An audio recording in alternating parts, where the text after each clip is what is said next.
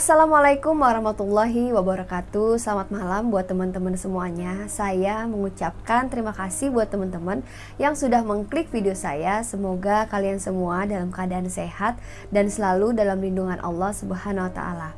Nah, di video saya kali ini saya akan menceritakan sebuah kisah misteri yang saya dapat dari akun yang bernama sebut saja Majid. Jadi saya dapat dari akun Facebook dan saya akan menceritakan di dalam video saya kali ini. Kisah ini menceritakan sebuah kisah misteri yang berada di daerah Kalimantan.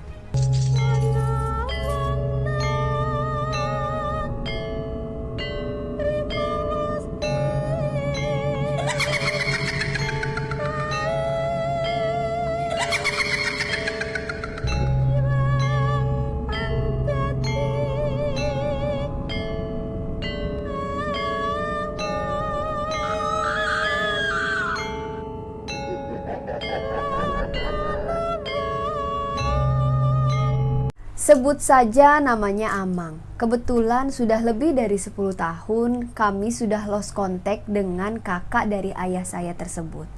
Sebenarnya kisah ini sudah sangat lama, yaitu pada tahun 1995-an. Saya pun waktu itu masih berumur 5 tahunan. Namun kisah ini diceritakan kembali saat saya berumur 15 tahun. Jadi saya masih ingat persis bagaimana alur kejadian ini sebenarnya. Namun walaupun kisah ini sudah sangat lama, tetapi bila saya mengingatnya masih bergidik ngeri. Paman saya Amang bekerja sebagai penebang pohon di perusahaan kayu.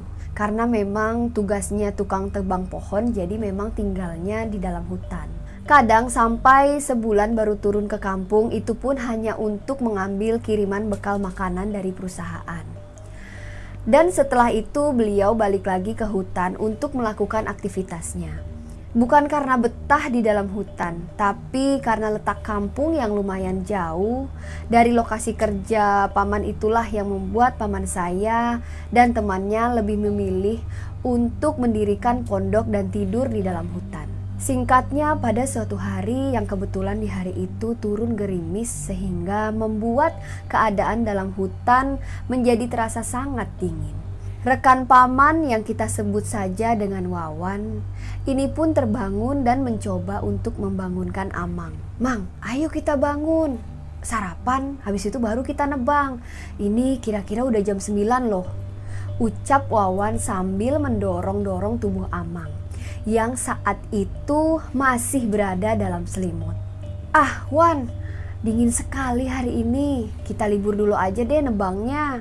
Rasanya aku merasa tidak enak badan Wan," sahut paman dari arah dalam selimut. "Ah, kebiasaan kamu ini Yus, udahlah bangun dan bawa sarapan biar tubuhmu kuat menghadapi dingin dan gerimis saat kita nebang nanti," bujuk Wawan agar Amang bangun. Amang pun akhirnya bangun dan sarapan bersama Wawan. Nah, setelah sarapan mereka pun langsung mengambil sinso, sebuah mesin pemenggal pohon. Jadi kira-kira pukul 10 pagi mereka pun mulai berjalan ke lokasi penebangan pohon yang berjarak sekitar 200 meteran lah dari pondok. Ketika berjalan menuju lokasi, Amang memperhatikan Wawan yang dirasa agak aneh hari itu. Bagaimana tidak?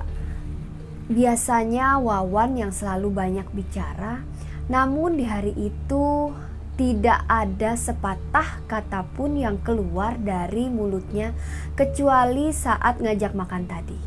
Tapi sudahlah, mungkin si Wawan lagi gak mau bicara, gumam Amang. Sesampainya di lokasi penebangan, mereka pun mulai berpencar dan masing-masing memilih pohon untuk ditebang. Yang ketika itu hari pun tidak henti-hentinya gerimis walau sudah masuk menjelang siang. Jam demi jam pun berlalu. Hingga tidak terasa waktu sudah menunjukkan sekitar pukul 5 sore. Cuaca pun masih murung dan seharian itu gerimis juga tidak reda. Namun sore itu awan terlihat kuning yang artinya lembayung senja. atau kami menyebutnya dengan senja kuning.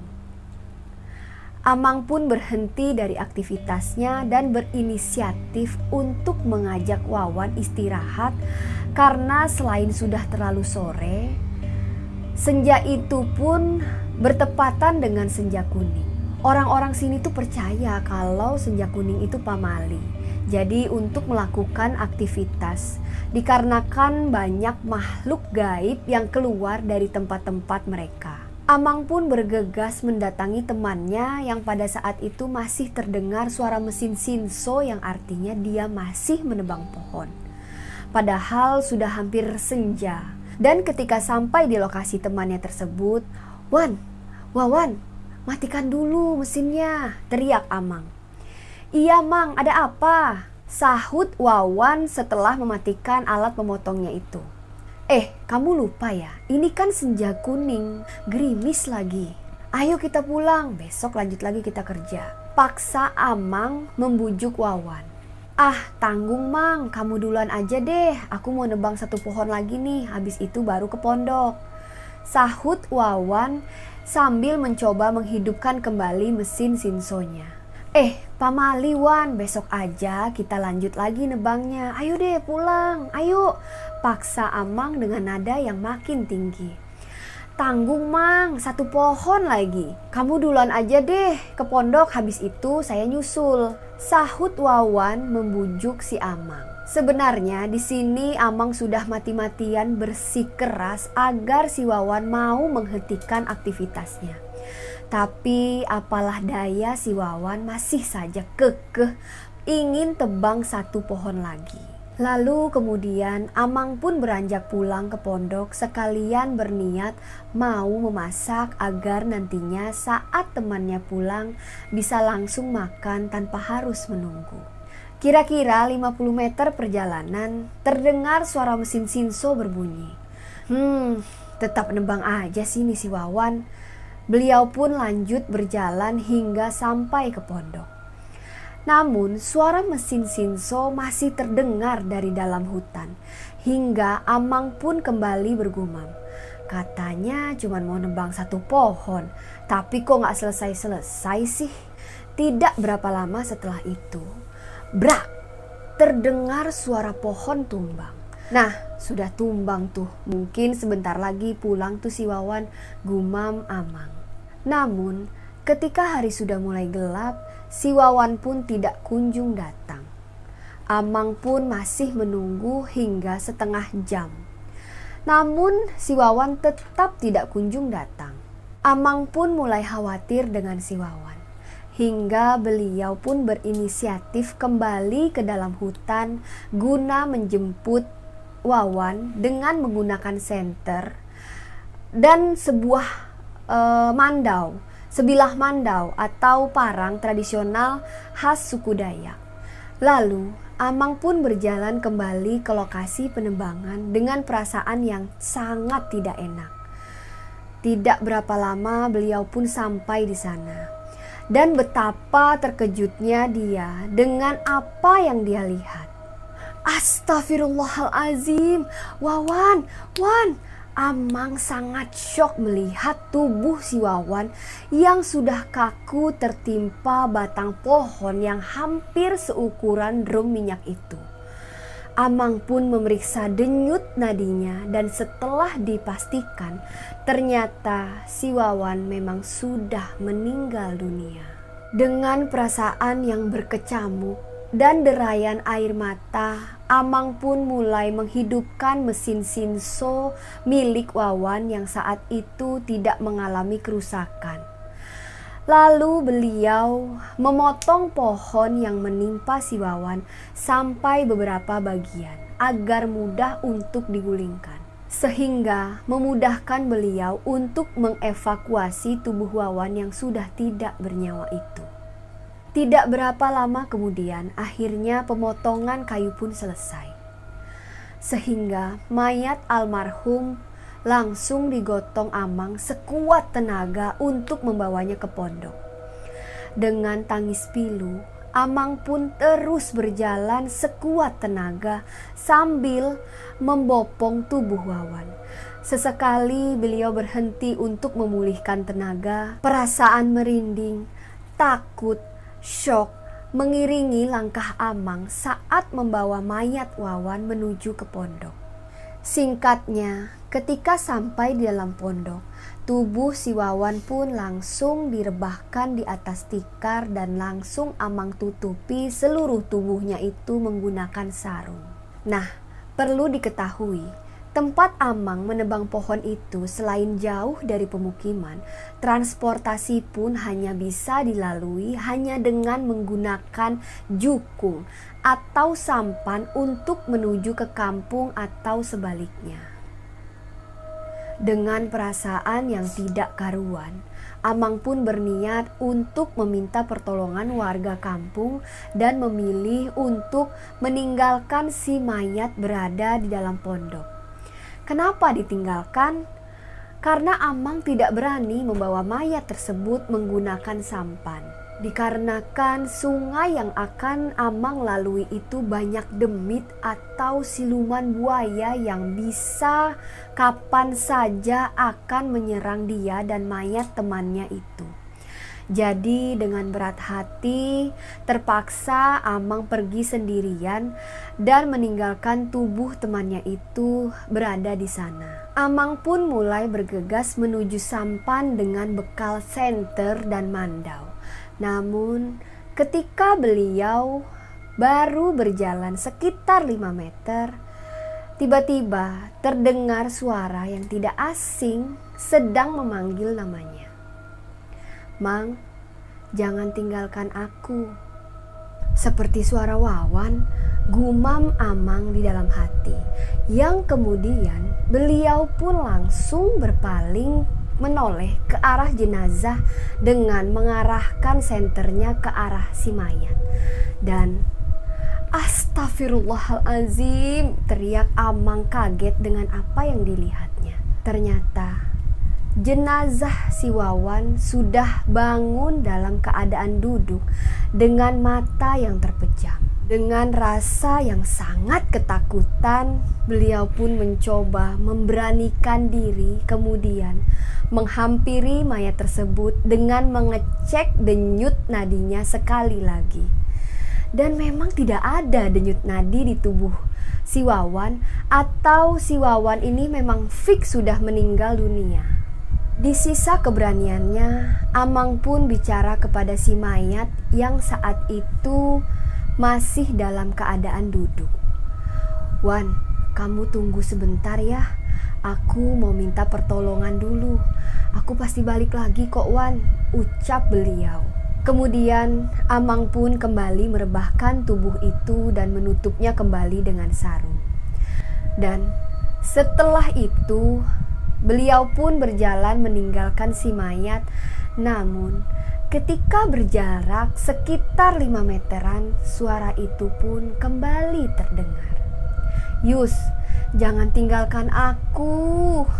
Amang pun kembali menoleh dan benar saja, jenazah itu pun kembali duduk dengan mata yang terpejam. "Wan, tunggulah sebentar, aku ini mau nyari pertolongan. Aku pasti kembali menjemputmu, Wan," ungkap paman kepada mayat si Wawan dengan nada suara yang lirih. Amang pun kembali berjalan dan lagi-lagi mayat itu pun bangun dengan memohon agar tidak ditinggalkan sendirian di dalam hutan. Di tengah keputusasaan dengan pikiran yang kacau, Amang pun kembali mendatangi si mayat. Namun kali ini beliau mencabut mandaunya dari kumpangnya dan menaruh mandau tersebut sejejer dengan posisi mayat yang sudah beliau rebahkan kembali. "Tolong jaga temanku ya," ucap beliau yang ditujukan untuk mandau yang direbahkan di samping mayat temannya itu. Setelah itu Amang pun kembali berdiri.